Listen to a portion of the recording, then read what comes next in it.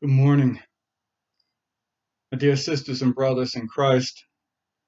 This is the fifth Sunday in Great Lent, April 5th, 2020, in a year unlike any other. Today, the Orthodox Church remembers St. Mary of Egypt. Now, Mary's story is well known among many of the Orthodox, but less well known among most others outside the Church. So I'll tell you a little bit about her story.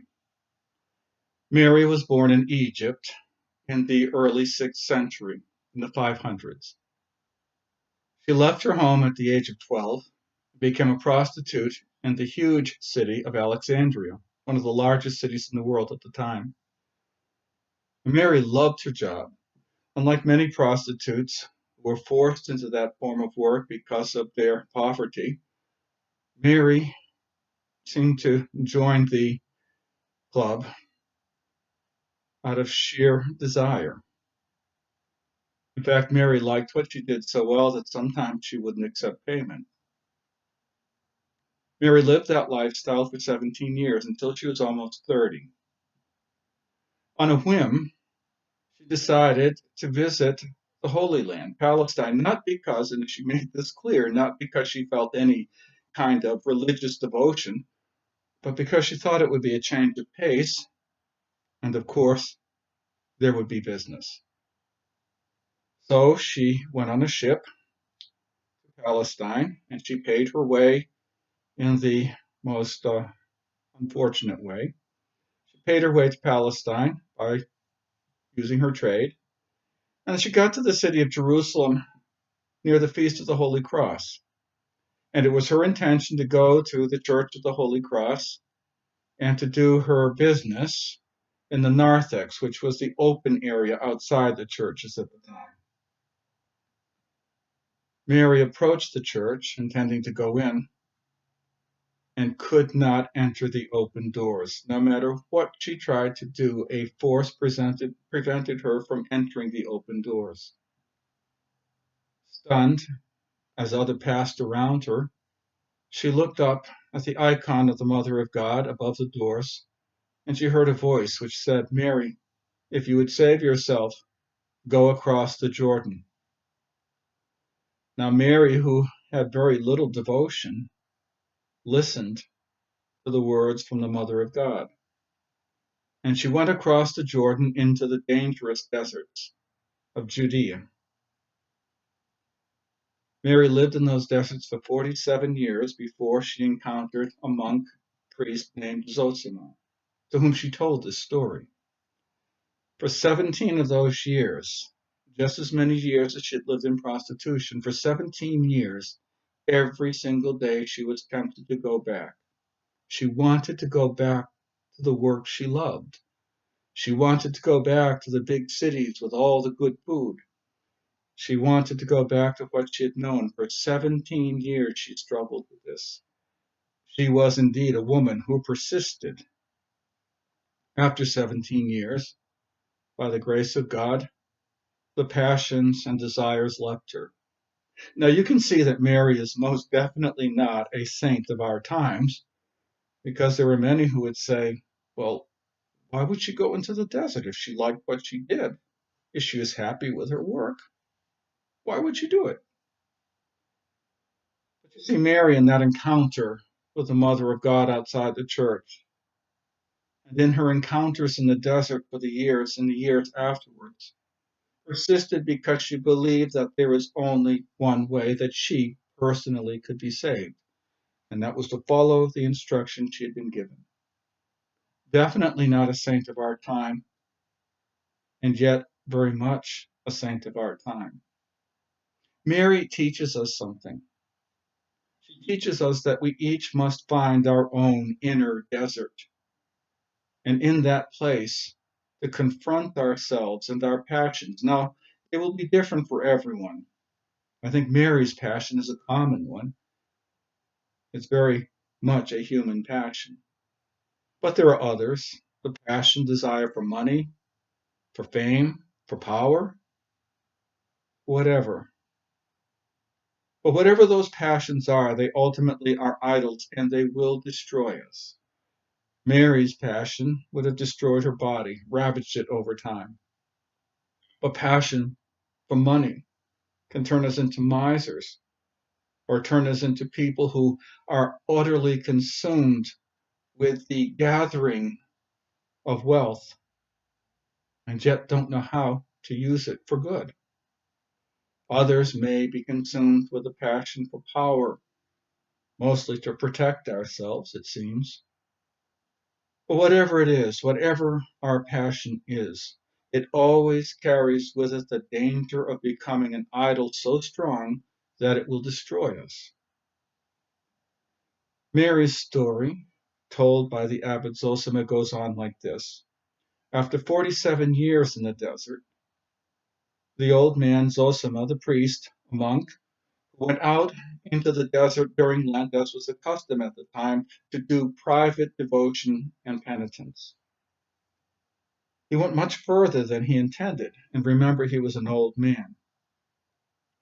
Finally, he saw on the horizon a figure, but it was an unusual figure, stick thin, black from the sun, with hair that fell all the way down to her ankles. Mary at first appeared as much a demon to Zosima as a human being. She cried out, Father Zosima, she knew his name, Father Zosima, I'm a woman and I'm naked. Throw me your cloak. And he threw her outer cloak to her and she put it on and she proceeded to tell the story. Now Zosima was asked one favor from Mary. Next Lent, you won't be able to leave the monastery, but come down to the shores of the Jordan and meet me there and give me Holy Communion, because she hadn't received communion in many, many years. Zosima did as he was asked and wondered how Mary would cross the river. In the tradition, Mary crossed the river on her feet. She walked across the water and received Holy Communion and walked back across the water to the desert with one further request. Father Zosima, come to me next year. And he did. And he found her in the desert, dead, uncorrupted, uneaten or damaged by animals, but lying in the sand of the desert with the words, and Mary was, according to tradition, illiterate, with the words written in the sand. Here lies the faithful Mary. And this is all that we have of the story. He buried Mary with the help of a lion.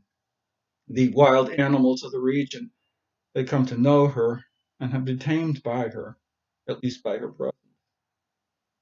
Zosima went back and told his story to Sophrony, who was the abbot of the great monastery and the patriarch of Jerusalem, and the story was passed on to us. Again, the center, the heart of the story is going into the desert to save ourselves from whatever passions and idolatries may overcome us. Now, this year, 2020, is unlike any other. For the first time since the Great Plagues in the 14th century, the Church of the Holy Sepulchre in Jerusalem is closed. For the first time in lifetimes, our churches are closed, our public spaces are closed. We have been forced into the deserts of our own homes, into the deserts of our own minds. Now we, unlike Mary in the desert of Judea, still have many distractions. We have YouTube, we have the internet, we have electricity, we have plenty of food. We are in a very comfortable desert, but it is still a desert because we are deprived of the things that we would normally do. And we are forced more than most times to think about things that are rather frightening. The possibility of acquiring a disease that could kill us, and even worse, could kill the people we love. This confrontation with the possibility of death and certainly with the possibility of disease, should at least clarify our minds enough to start wondering, why am I here? And what am I supposed to be doing with this life? If it's only about eating and drinking and pleasures, well, especially as we age, we're deprived of many of those things too. You see, this is what life does. Whether we like it or not, as the years pass on, we'll be forced more and more into that place where the distractions are fewer and where the reflections must be deeper. I would say that's good news. Because really, the human soul, and Mary exemplifies this, the human soul wants something more than this world can give. Because we all know that whatever we get in this world, it will never be enough to stop the inevitable. That would be a dark thing if there wasn't something greater to hope in. Mary ultimately turned all her hope over to our Lord Jesus Christ. She turned her hope through the prayers and intercessions of his most blessed mother, Mary, her namesake. She turned her hope over to those who were more powerful than her so that she might be saved. But it required a great deal of effort. You see, anything worthwhile doesn't come cheap. And salvation, most of all, it's costly. Well, the Lord will save those whom he will. He loves us all. He intends us all to be saved. But we need to remove the distractions from our lives enough. We need to go into that inner desert enough so that we can begin to see what truly matters. And oftentimes we'll find the things, the idols that we worked so hard for, whether it's money or power or sex or whatever. You see, we realize these things ultimately can't do what we want them to do. All the sexual passion in the world will not keep us young. And ultimately, if it is not at least brought into some check, it will make us ugly when we're old. And the same applies to all the other passions. The passion for power becomes bitter and evil in an old man or woman.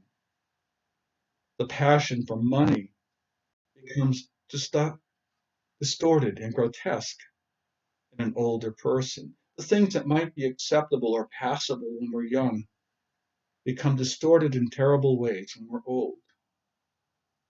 And God willing, we will all have the chance to grow old.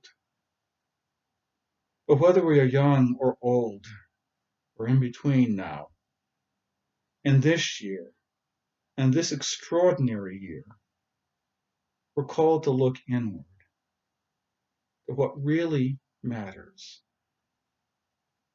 All that other stuff is passing away, will pass away, will die with us. And what will we have left? I would hope, I would pray, and I believe that after all of that other stuff is gone, is burnt away, is thrown away, is blown away as dust in the wind, after it's all gone, what will remain is this: the desire for a greater light, the desire for a kingdom that will last, for wealth that will never fade away, for a pleasure that goes deeper than any pleasure we can imagine in the flesh. I would hope that as we're driven into the desert like St. Mary, we will acquire something deeper and better. But I also know that it will come with a price. To change, to turn ourselves around, to be turned around by the grace of God. requires effort from us as well. Let's put aside the things that distract us. Let's put aside the passions which seem to compel and drive us.